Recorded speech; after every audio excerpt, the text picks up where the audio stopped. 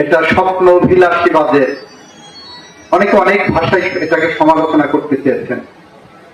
যে বাজেট নিয়ে এক সময় অতীতে যখন বাজেট হতো তখন ছাত্র সংগঠনগুলোর মধ্য থেকে ঢাকা বিশ্ববিদ্যালয়ে একটা মিছিল বের হতো।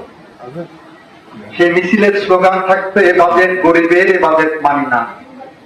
এ বাজেট গরিব মারার, এ বাজেট মানি না। এবার কিন্তু এই স্লোগান নাই। এবার স্লোগান কি? মদের দাম বাড়ানো কেন হলো?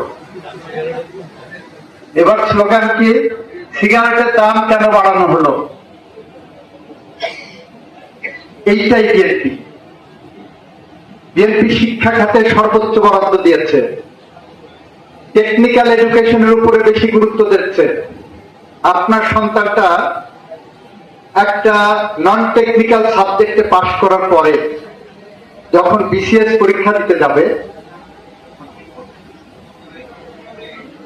যখন পৌরসভার উন্নয়ন, আপনি তো ভাই সারা ঝিনাইদহ জেলার প্রশাসক, আপনি খালি ঝিনাইদহ শহর আর এই কনস্টিটিউয়েন্সির বাইরে জীবনে কোনোদিন কোনো তদবির করলেন, এটা দুঃখ থেকে গেল। তো যেটা বলছিলাম, টেকনিক্যাল এডুকেশনটাকে আমরা গুরুত্ব দিচ্ছি। এবার টেকনিক্যাল এডুকেশন গুরুত্ব দিচ্ছি, সাথে ছাত্রছাত্রীদেরকে স্কুল বা প্রতিষ্ঠানমুখী করার চেষ্টা করছি।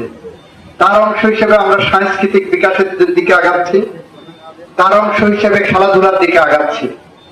একটু আগে পুলিশ সুপার সাহেব বলে গেছেন যে মাদকের ব্যাপারে আমরা জিরো টলারেন্স দেখাচ্ছি।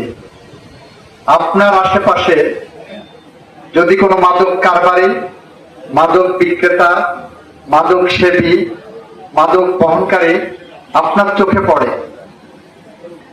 যদি কারোর কাছে বলতে ভরসা না পান, আমার একটা নাম্বার আছে, আমাকে SMS করবেন, ডিটেলস পার্টিকুলার দিয়ে, বাকিটা আমাদের দায়িত্ব। আমরা মাদক নির্মূল করতে চাই, সমূলে উৎপাদন করতে চাই।